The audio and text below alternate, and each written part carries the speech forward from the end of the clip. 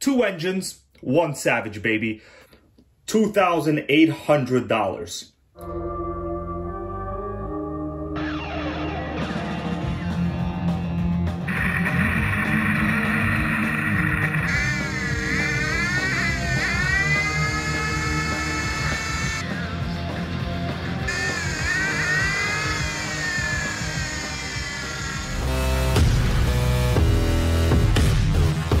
Nitro World Order. Nitro World Order.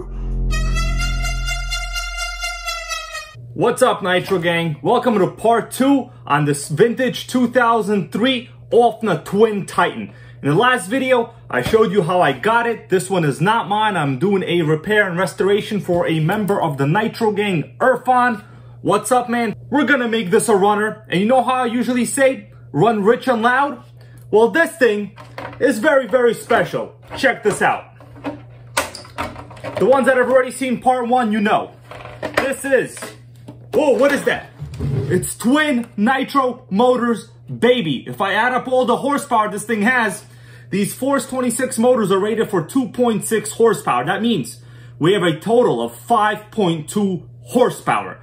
That's a lot of power for a 1/8 scale nitro monster truck. I'm planning on doing a little more research, and I came across a lot of very fascinating information about this particular truck. This, in fact, is a highly rare, special edition model that OFNA only made 1,000 of, from my understanding. We'll take a look at where I got that information in a little bit. I'm also going to be going over a couple of older RC magazines that feature a bunch of cool vintage nitro stuff. A couple of Truckzilla ads. That's what they used to call when you had an HPI with a twin nitro. It was the Truckzilla conversion. You know, back in the golden days of nitro, let me get this antenna out of my face. It's in my face. The first thing I'm going to cover is this gear. You guys see this gear? It's not a straight cut gear like the spur gear here is. Now, in the first part of this video, take a look at this picture. I called it a spiral cut gear. In fact, I was wrong. Now, I looked up the factory owner's manual to this truck. Here's the picture from the manual, so you know we're on exactly the same truck that we're talking about here. And there is a great picture of the assembly of the center transmission and the 2-speed assembly. You could tell they're referring to it as a helical gear. So I did a little bit of research on helical gears, and it turns out it's honestly very fascinating. I've never seen helical gears being used in the center transmission layout like they are over here. So this particular truck, the benefits of helical gears, they're very smooth, they're quiet, and they also provide a larger mesh surface for the teeth. So normally how you have straight cut gears, you have teeth that just go in like this, right? One on top of another. They go like this. On a helical gear, you have more surface area. I don't know how to demonstrate the helical gears with my hands. Basically, you have more teeth contacting each other at the same time. So in reality, the helical gears are used for, you know, high power applications. There are a couple drawbacks. I did my research on the helical gears. They tend to wear a little faster because you have more forces acting on that gear. Instead of just, you know, a force on the gear turning it like this, you now have more lateral and horizontal forces. You know, I don't know the exact physics here, but basically, yes, if you have a gear kind of going on a diagonal on a helical axis like this, you not only have the teeth pushing forward, you also have the teeth, the pressure force rather, being applied sideways. So you have more forces being applied on the gear, and therefore, you know, chances are over time, they will produce more heat and friction, which will lead to deterioration. Now, in terms of, you know, how they'll hold up here, this is not a drag racing car, guys. This is, you know, it's a 17-pound monster truck, in case you were wondering how much it weighs. I weighed it earlier with this digital scale, and then I compared it to Hpi Savage XL. So I already weighed this. This is the largest nitro monster truck that I have. And this weighs exactly 13 pounds, which honestly, it's kind of light for a XL monster truck, you know. But this OFNA Twin Titan is 17 pounds, guys. 17, it's insane.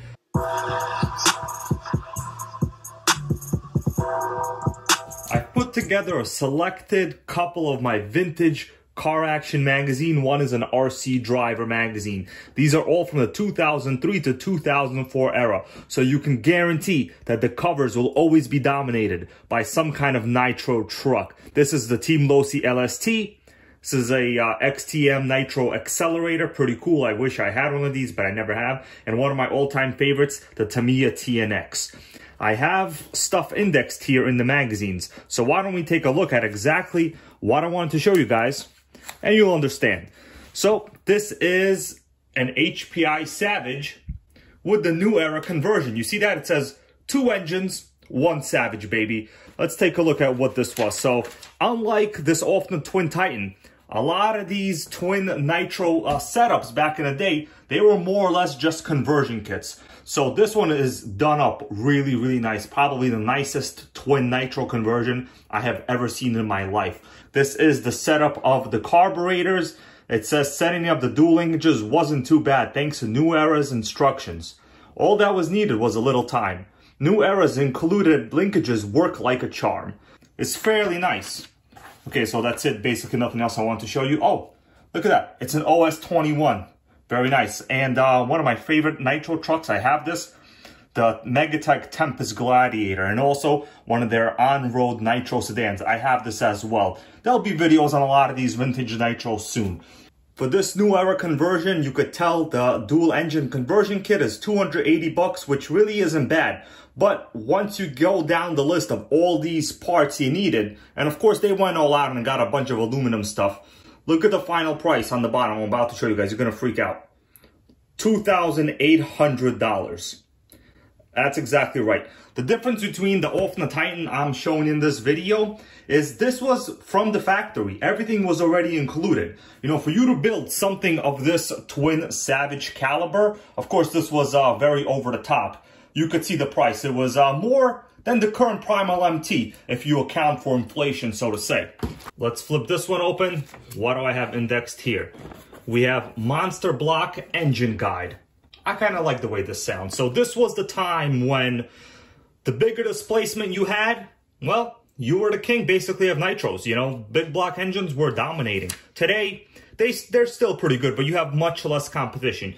Once I flip these pages, you guys will see just how much variety you had back in the day. The particular one we have in our truck is this one here on the right. So this is the OFNA Force 26. Street price $135. So in reality, the modern Dynamite .28 makes more power than this and is cheaper than this.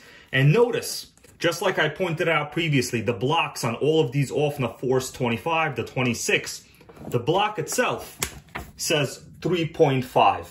Very interesting. I actually pointed this out in a previous video where I said, well, how did they get .26 displacement from a 3.5 on the block? Because 3.5 would basically be 3.5 cc, which is a .21.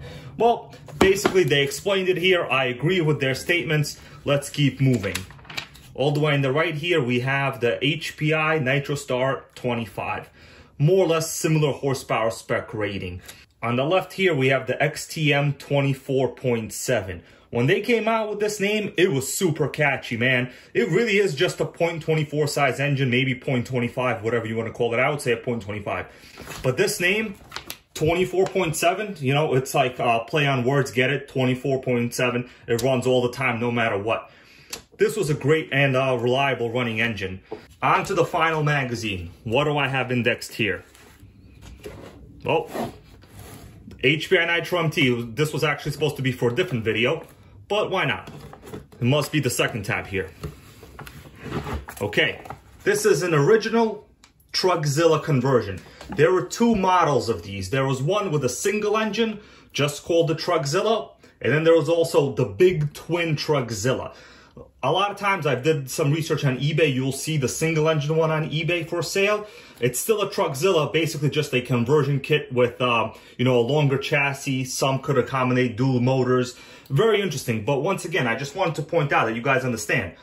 A dual engine nitro monster truck from the factory during this time frame was fairly rare. Oftentimes you had to buy the truck itself, and then you had to buy a conversion kit, whether it was the Truckzilla conversion kit or I think Hot Bodies made some, or maybe these actually were eventually called Hot Bodies Truckzillas. Yeah, I see on the bottom here it says Hot Bodies. I still need to install this FlySky radio. We'll get to that in a little bit. I wanted to show you guys some of the interesting things I discovered about this twin conversion. First thing, I'm looking at the fuel tanks. And I'm like, well, how come the fuel tubing is sticking out to the right here on the pipe, right? Because I have to hide it under the body. And on the left, the fuel tubing is relatively neat and straight. Turns out these fuel tanks are exactly the same fuel tank. So they're both meant to be mounted on the right side of the chassis. You could see that there's a bulge here going to the right and here going to the right. And the way the fuel tubing is stuck onto the cap here, they're both going to the right. So they didn't design a second fuel tank. They just used the same exact fuel tank, put them here, boom, there you go. Hey, listen, there's nothing wrong with that as long as that works. Now, the way the drive is set up to go to the transmission, we have two-speed clutch bells, just made it together to a central two-speed unit. And that two-speed unit is now communicating power to this other helical cut gear in the bottom. Fairly interesting. So it's not like you have drive shafts going straight from the two-speed to the wheels. No, it goes down first to another gear, which probably is a reduction style mechanism. Fairly interesting. Now, somebody asked me in the comments, do the engines spin alternate directions? Meaning, does one run left and one run right? How do they actually spin? So I'm going to move the clutch bell with my fingers here. You could tell both the clutch bells, that means the engines, they spin exactly in the same direction. So there's no weird setup. You just have, you know, two clutch bells mounted on alternate sides of spur gears. The fact that it's a two-speed, that's just the fact of the matter. I wanted to do a little more research on the model of this particular RC. There really wasn't much in any of these magazines. Oftentimes, they just pictured the single engine version of this Titan. But I noticed on the back of the chassis, there is an inscription that says Titan Twin, which is what you would expect. And then there's a series number with a couple numbers here. I did some online research, and it seems that this is a highly rare, one of 1,000 models ever sold. So I'm going to show you guys a link that I discovered, and we're going to take a look at it now, and you'll see exactly why this inscription is so special and important. Here's one of the main websites I was able to find with some very useful information on our OFNA Titan Twin dual nitro engine monster truck. So this is called fastharry.com. I've honestly never heard of it, but it looks like a very, very old website. I could just tell based on the way that it's organized. There's some information on it here, and I will read it off for you guys. I'm going to highlight it and read along. We thought you might enjoy looking at one of the coolest remote control monster trucks ever made. The OFNA 1/8 scale Twin Titan shocked the RC monster truck scene when it was introduced a few years back. This special edition beauty was made with a special chromed chassis that was stamped with a serial number to remind everyone how exclusive they were. Word has it that only 1,000 of the limited editions were made before switching to a standard non-chrome chassis. And guys, I showed you the fact that ours does have this logo right here. Let me click it for you. So this is a picture they took. The Twin Titan I'm working on has this, and it has the series number on it. So this means this is one of the early special edition production ones. So they have a couple pictures here. This is what it would have looked like brand new in the box. Once again, one of the only twin nitro trucks that I'm aware of that came with twin motors from the factory. That is not a conversion. Here is what it would have looked like brand new. And you gotta admit, the one I'm working on looks almost exactly the same. In fact, even these foam air filters, of course ours are destroyed and missing, but the base to the air filters on my truck, it is still there. Let's go on. I read some of this stuff here before. It looks like the first post was in 2011. And then it looks like this forum just kind of goes down the line. And there are responses here from fastharry.com, which is, once again, that's this website. Here you have a bunch of people asking how much these things are worth and people trying to buy them. Here's their response from fastharry.com on 2012. Here's the thing on the OFNA Twins, and the reason we won't sell ours. The chances are, no one will make a twin nitro again. With all the brush to brushless and lipos, no one ever wants to run nitro. But there will always be people that do. And that's what makes the OFNA so unique and a good buy. It's a piece of RC history. Even if you never run it, it is so cool to look at, and people who see it, even if they know nothing about RC history. I gotta say, everything this guy said in this statement is completely true, and it is the epitome of how I feel, and I'm pretty sure the rest of you guys out there feel about nitros. Everything has in fact gone brushless, and the prediction here was correct, and this is 2012. Of course, by that time, you know, electrics were already dominating, and nitro was on its way out at that point. So he's saying, let us know how it turns out. See if there is a serial number on it on the rear part of the chassis, and let us know that too. If there is, it is one of 1,000 that they released, which makes it even more special. So guys, once again, we have a very special nitro right here. I'm going to scroll down all the way to the bottom of these posts. It looks like the last activity on this thread was in 2019. Okay, so once again, we just have people asking about, you know, where would the stamp be to see if it's a special edition model, how much they would cost. Fairly interesting, man. I did a lot of RC research just to get to the bottom of this. Guys, check this website out. Maybe there's something we could all learn there. I don't know. Let's click the HPI link here. I want to see what's there. So it looks like just a bunch of articles. Super Nitro RS4. Okay, well, this is actually very interesting. I might spend some time on this website later. I don't know. This looks fairly interesting to me. And if you didn't already know, I have a Super Nitro RS4, and I'm going to work on it when I get a chance. I figured why not put on a nice jacket, because this thing is so rare. It's so special. It's the special edition. I figured it's only appropriate to dress up for it. My plan now was to install this radio, check the electronic systems, but I ran into a little bit of a snafu. It appears someone pointed out in a previous video, I'm going to read their comment here, he was right on the money. We have Michael Garcia here, and look at this picture as I read his comment. Michael Garcia says, let's talk about that receiver slash battery box. That's this over here, the receiver battery box. I'm pointing to it. Am I dumb, or is it dumb? Well, my dude, Michael Garcia, you're the man. You did realize that, guess what? This upper chassis stiffener clearly obstructs opening of this receiver radio box. So I already have the first little screw here out of the stiffener. Let me show you guys what I'm talking about. So this is the screw. So basically you would have to remove the stiffener like this. And yeah, this is a pretty solid metal rod. So once you undo the stiffener with this, you know, screw here, you could actually open up the receiver box. Anytime you're dealing with a dual nitro monster truck, dress for success, be ready for some surprises. But for now, the video is going to be done. I will come back to this. We will install this radio. And before you know it, these two motors are going to fire up. Twin engine nitro, baby. See you later. Your girl so fine, but her breath is like, ooh. She says she wanna dance, but she don't know how to move. Her name is Jenny, ooh. Bitch don't have no panties, ooh. I'm